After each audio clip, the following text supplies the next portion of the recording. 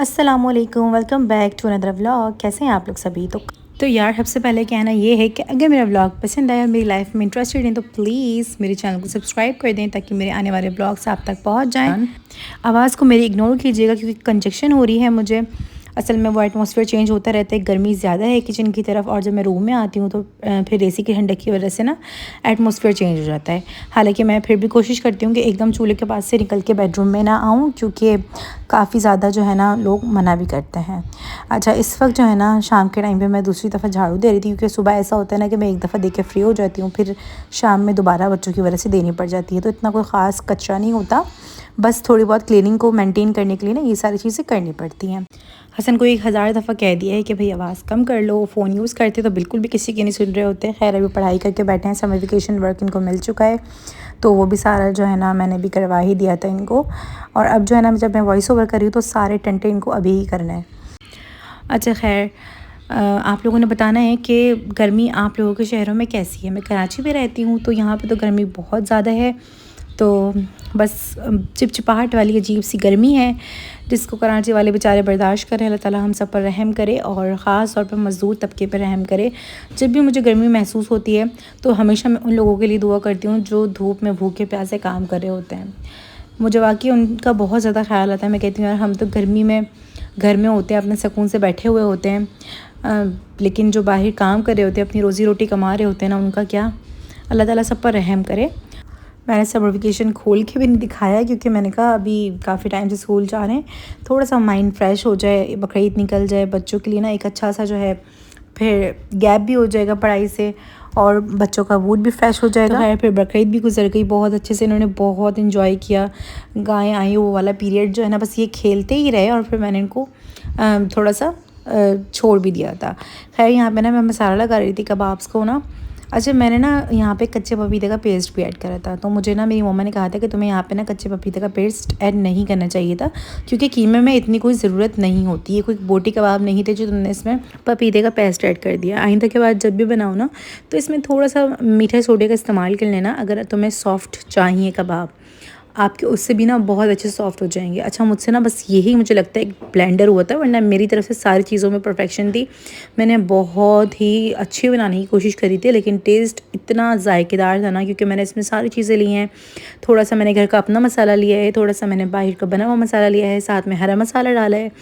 बहुत ही अच्छा टेस्ट आया था और मैंने फिर कबाब्स को बहुत अच्छी तरीके से मिक्स किया। और दूसरा रीज़न मुझे ये लगता है कि ये बिल्कुल रूखा गोश्त था, इसमें बहुत ज़्यादा फ़ैट नहीं था, वरना मैं हमेशा जब भी लेती हूँ, जब भी मैं इस तरह की कबाब बनाती हूँ ना तो उसमें 80% गोश्त होता है और 20% टू 25% फ़ैट होता है, तो उससे भी अच्छे कबाब बनते हैं और अच्छे जॉइंट होते हैं कबाब। अच्छा, मेरे हाथ में ना बिल्कुल रूखा गोश्त लगा था तो मैंने वही कीमा करवाने के लिए दे दिया क्योंकि ना मुझे एक बहुत लॉन्ग प्रोसेस लगता है घर में कीमा करना। हालांकि मेरे पास बिल्कुल न्यू फैक्ट्री पड़ी हुई है लेकिन जो बातें मेरा दिल नहीं करता मैं सामने से ही कीमा करवा लेती हूँ क्योंकि बहुत अच्छे मेरे फ्रेंड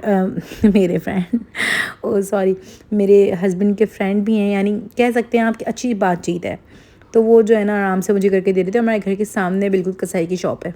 असल बात ये है कि भाई गर्मी में बिल्कुल भी जो है ना ये गोश्त चॉप नहीं करा जाता किचन में खड़े होकर, और मेरा किचन जो है ना थोड़ा सा बंद है तो उसमें ना काफ़ी ज़्यादा गर्मी हो जाती है, तो मुझसे वैसे भी बिल्कुल सांस ली जाती है। मैं बहुत देर तक नहीं खड़ी हो सकती। मैं अपने प्रोसेस को जितना छोटा कर सकती हूँ, काम के प्रोसेस को मैं करती हूँ जिस हद तक, क्योंकि मुझे लेंथी प्रोसेस वाले काम बिल्कुल पसंद नहीं है, ख़ास तौर पे इस तबाहकुन गर्मी में। अच्छा खैर, फिर मैं किचन में आ गई हूँ कबाब्स फ्राई करने के लिए। मेरे हस्बैंड आ गए थे, मैंने अपने बच्चों को उनके हैंड ओवर किया और मैं फटाफट से भाग के आ गई हूँ इधर। अब जो है ना बस हम इसको फ्राई करेंगे। मेरे हस्बैंड जब तक आते हैं जब तक गैस तो होती नहीं है, तो हमने सिलेंडर पे ही काम करना था। सिलेंडर पे वीडियो बनाना थोड़ा सा मेरे लिए मुश्किल था क्योंकि ना इतनी क्लियर वीडियो आ नहीं पा रही थी। अच्छा, मैंने कबाब्स के कीमे को अच्छी तरीके से मिक्स कर लिया है एक बार फिर से, साथ में मैंने अपने हाथों में थोड़ा सा ऑयल लगा लिया था और यहाँ पे मैंने ले लिया है शॉपर। अब मैंने इसकी छोटी छोटी सी मीट बॉल्स बनाई, छोटी सी नहीं बल्कि दरमियानी थी, और मैंने इसको अच्छी तरीके से अपने हाथ में इसकी सारी लेयर्स को मिक्स किया और अच्छी तरीके से अपने हाथ में पटका ताकि जो भी इसके क्रैक्स हों वो खुद ही ख़त्म हो जाए। उसके बाद मैंने कबाब्स की शेप दी इनको इसी तरीके से और फिर आराम से मैंने बिल्कुल लाइटली कबाब्स को फ्राई करने के लिए डाल दिया है पैन में। और माशाल्लाह से हमारे खूबसूरत से कबाब देखिए फ्राई हो रहे हैं और अब मैं जल्दी से इनको फ्राई कर लूँगी। बड़े खूबसूरत लग रहे थे, मुझे लग रहा है मेरी नज़र जो है ना थोड़ी बहुत लग गई थी। बाकी मेरे सारे कबाब जो है बहुत अच्छे तैयार होते, लेकिन 2-4 कबाब्स में ना बीच में क्रैक आ गया था। अब क्या ही कह सकते हैं भाई, जब ब्लेंडर होना होता है तो हो ही जाता है। इंशाल्लाह फिर नेक्स्ट टाइम इससे अच्छे बनाने की कोशिश करेंगे, और नेक्स्ट टाइम पहली कोशिश ये होगी कि ये कबाब टूटे नहीं। अच्छा, एक दफ़ा की बात बताती हूँ, मुझे ना बहुत ज़्यादा बेकिंग का शौक उठा, ख़ासतौर पर मुझे केक बेक करना था ना, क्योंकि मेरे हस्बैंड को ना टी केक्स बहुत पसंद है।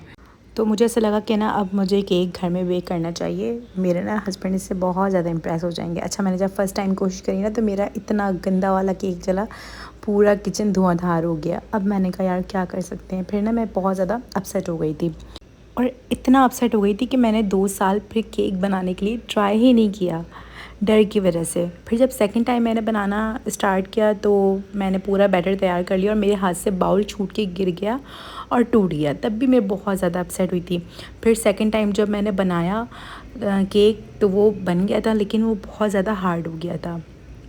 मैंने कहा मुझे कभी केक बनाना नहीं आएगा, और मैंने उम्मीदें छोड़ दी थी। लेकिन एक शौक़ था दिल में, क्योंकि मैंने सुना है कि बार बार कोशिश करने वालों की ना हार नहीं होती। खैर फिर मैंने ट्राई किया, मैंने कहा बस जो होता है, अच्छा बनेगा बुरा बनेगा, जैसा भी बनेगा ना मैं ख़ुद खा लूँगी बैठ के, लेकिन मैं ट्राई लास्ट नहीं करूँगी। फिर जब मैंने बहुत टाइम बाद ट्राई किया और चौथी पाँचवीं दफ़ा जब मैं ट्राई करने लगी तो अनएक्सपेक्टेड वो इतना अच्छा बना, इतना अच्छा बना, मैं आपको बता नहीं सकती हूँ। मतलब मुझे लगा ही नहीं कि यार इतना परफेक्ट जालीदार केक, इतना फ्लफ़ी सॉफ्ट मैंने बनाया है। अच्छा खैर, आज ऐसा हुआ कि मैंने घर में खाना वगैरह नहीं बनाया हुआ था, मैं गई हुई थी मार्केट, मुझे बच्चों के कपड़े वगैरह लेने थे। बस इसी कुछ चक्कर में ना मेरा काम लेट हो गया और फिर कुछ ऐसी प्रॉब्लम्स थी, इस तरह की सिचुएशन थी कि मैं खाना नहीं बना पाई। फिर मैं जब मार्केट से आई तो फिर उसके बाद जो है ना मेरे हस्बैंड ने पिज़्ज़ा मंगवा लिया था, फिर हम सब ने ना वो खाया और फिर हम लोग खा के ना बस लेट गए थे। काम वगैरह करके मैं लेट गई थी। अच्छा, फिर जो है ना मेरे हस्बैंड ने कहा मुझे ना माश की दाल खानी है रात के 3:30 बजे। मैंने कहा गैस तो नहीं आ रही, मैंने कहा सिलेंडर है आप बना लें।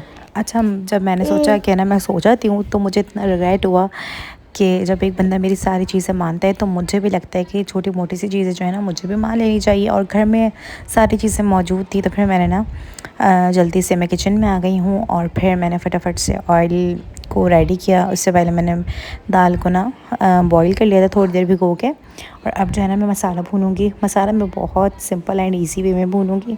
पहले मैंने हरी मिर्चें, प्याज और ज़ीरे को ना भूनने के लिए रख दिया। जब ये ब्राउन हो गया, यानी आप कह सकते हैं कि प्याज लाल हो गई, तो फिर ना मैंने इसमें टमाटर ऐड कर दिए। टमाटर में सारे मसाले मैंने ऐड कर दिए थे, हल्दी, मिर्चें, नमक और हाँ बस यही बेसिक मसाले थे, और धनिया पिसा हुआ। तो खैर उसके बाद मैंने इसको भी अच्छी तरीके से भूना। मैं बहुत अच्छी तरीके से भूनूंगी इसको, इतना कि मतलब ये जो टमाटर आपको साबुत नज़र आ रहे हैं ना, ये बिल्कुल ही मैश हो जाएंगे, क्योंकि मेरे हस्बैंड को ना बहुत ज़्यादा ब्लेंड खाना पसंद है। उनको टमाटर के छिलके वगैरह बिल्कुल अच्छे नहीं लगते आते हुए। तो मेरी कोशिश होती है कि मैं इसको अच्छी तरीके से भून के नरम कर लूँ, यानी ये बिल्कुल ख़त्म हो जाए। या तो फिर ऐसा करती हूँ कि मैं जो है ना ये सारी चीज़ें ना ब्लेंड कर लेती हूँ। खैर मेरे पास इतना टाइम नहीं था, मैंने अच्छी तरीके से मसाले को भून लिया है। मसाले को भूनने के बाद जब इसमें से खुशबू आने लगी, मैंने देखा कि सारी चीज़ें मेरी ब्लेंड हो चुकी हैं, तो फिर मैंने इसमें अपनी माश की दाल डाल दी और उसको 10 मिनट का दम दे दिया, थोड़ा सा गरम मसाला स्प्रिंकल करके, और बड़े ही मज़ेदार सी माश की दाल हमारी रेडी थी। फ़ाइनल लुक जो है भाई, इतना टाइम भी था कि मैं दिखा सकूँ, बस मुझे फिर खाना वगैरह खाना था, बच्चों को साथ में खाना भी खिलाना था, क्योंकि बच्चे जाग रहे थे, और जब तक मैं जागती रहती हूँ ना, मेरे बच्चों के अंदर आदत है वो भी जागते रहते हैं, क्योंकि हमेशा से जो है ना आदत है कि हमेशा मेरे साथ ही सोते हैं और मेरे साथ ही उठते हैं।